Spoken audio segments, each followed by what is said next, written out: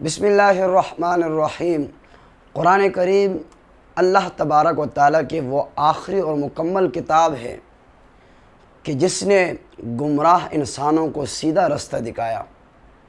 تو قرآن مجید فرقان حمید کو تجوید کے ساتھ اور مخارج کے ساتھ زیادہ سے زیادہ پڑھنا چاہیے اور سمجھنا چاہیے تاکہ مسلمان اپنی زندگی کو قرآنی تعلیمات کی روشنی میں ایک اسلامی زندگی بنا سکے۔ محترم ناظرین، نبی اکرم شفیع معظم جناب محمد الرسول اللہ صلی اللہ تعالی علیہ وآلہ وسلم کا حدیث شریف ہے کہ افضل العبادت تلاوت القرآن، یعنی عبادتوں میں افضل عبادت جو ہے وہ قرآن پاک کی تلاوت ہے۔ اسی طرح ایک اور مقام پر ارشاد فرمایا ہے کہ جو شخص قرآن پاک کا ایک حرف پڑھا، ایک حرف بھی پڑھ لیا، اس کے لیے 10 نیکیاں ہیں۔ اور مزید ارشاد فرماتے کہ میں نہیں کہتا کہ الف لام میم ایک حرف ہے، بلکہ الف الگ ہے، لام الگ ہے، میم الگ ہے، یعنی الف لام میم پر بھی آپ کو 10 نیکیاں ہے۔ تو کیوں نہ ہو کہ ہم مسلمان صبح کا آغاز سورہ یاسین شریف سے کریں اور سونے سے قبل سورہ ملک کی تلاوت کیا کرے۔ اسی طرح سرور کونین جناب محمد الرسول اللہ صلی اللہ تعالی علیہ وآلہ وسلم کا حدیث شریف ہے، خیرکم من تعلم القرآن وعلمہ، تم میں سے بہترین وہ لوگ ہیں جو قرآن پاک سیکھے اور دوسروں کو سکھائے۔ تو محترم ناظرین، ہم تو سیکھنے والے تو بنے، ہم قرآن پاک سیکھنے کے لیے طرف توجہ نہیں ہے۔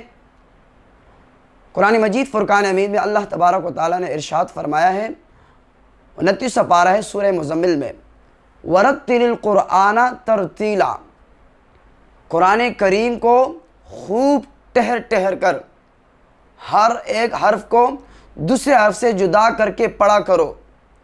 اور شیر خدا رضی اللہ تعالیٰ عنہ سے کسی نے پوچھا کہ شیر خدا علی مرتضیٰ رضی اللہ تعالیٰ عنہ ترتیل کا کیا معنی ہے؟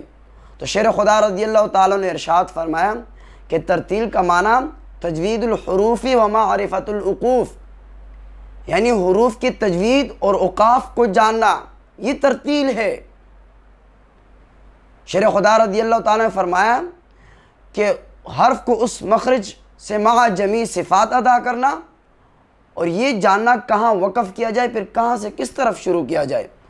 تو محترم ناظرین، ہمیں چاہیے کہ قرآن پاک کی تلاوت کرے، لیکن صحیح طریقے سے کرے۔ اور جو قرآن پاک کی تلاوت ہم کرتے ہیں، لیکن بسا اوقات ہم قرآن پاک مجہول پڑھتے ہیں، زبر زیر پیش میں فرق نہیں کرتے، قریب و صوت میں فرق نہیں کرتے، ہم سمجھ رہے کہ ہم ثواب کا مستحق ہے، لیکن الٹا ہمیں گناہ مل رہا ہے۔ کیوں؟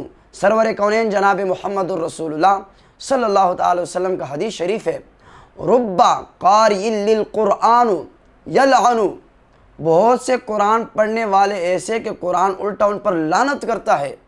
یہ حضور کا حدیث ہے، یعنی قرآن پاک ان پر لعنت کرتے ہیں۔ کن پر؟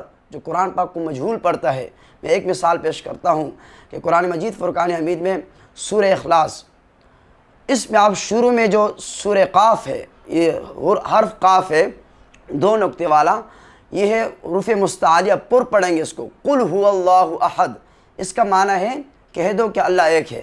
اگر آپ نے اس کو کتابی والا قاف پڑھا اور باریک قاف پڑھا، قل هو اللہ احد پڑھا، یعنی اس کا معنی الٹ ہو جائے گا کہ قالوا معاذ اللہ، اللہ ایک ہے۔ تو ہمیں چاہیے کہ قرآن پاک سیکھے، قرآن پاک کی طرف توجہ دے، اور اللہ پاک ہمیں دینی متین خدمت کرنے کی توفیق عطا فرمائے، اور اللہ پاک ہمیں شریعت مطہرہ کے مطابق زندگی بسر کرنے کی توفیق عطا فرمائے۔ تو جنت میں لے جانے کا رستہ مومن و قرآن ہے، جنت میں لے جانے کا رستہ مومن و قرآن ہے، قرب الہی کا وظیفہ مومن و قرآن ہے۔ بس یہی آرزو ہے کہ تعلیم قرآن عام ہو جائے، ہر پرچم سے اونچا پرچم اسلام ہو جائے۔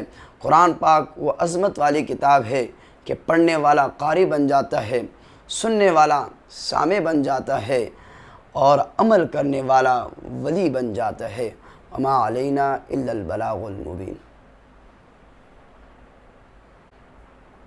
محترم ناظرین، اگر آپ آن لائن قرآن پاک سیکھنا چاہ رہے ہیں تو آپ کے پاس یہ موقع ہے، کیونکہ کئی لوگ ایسے ہیں جو بزرگ ہو گئے لیکن ان کو پھر بھی صحیح طریقے سے قرآن پاک پڑھنا نہیں آتا، تو آپ کو ٹائم نکالنا پڑے گا۔ بعض لوگ یہ بہانے کرتے ہیں کہ ہمارے پاس ٹائم نہیں ہے، تو قرآن پاک کے لیے، دین کے لیے آپ کو ٹائم نکالنا پڑے گا۔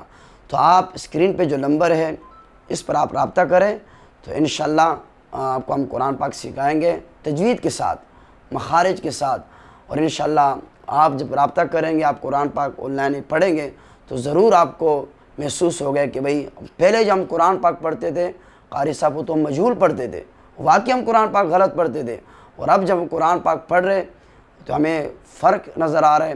تو اللہ پاک ہمیں اسی طرح قرآن پاک پہ عمل کرنے کی توفیق عطا فرمائیں۔ وما علینا الا البلاغ المبین۔ اس کے بعد میں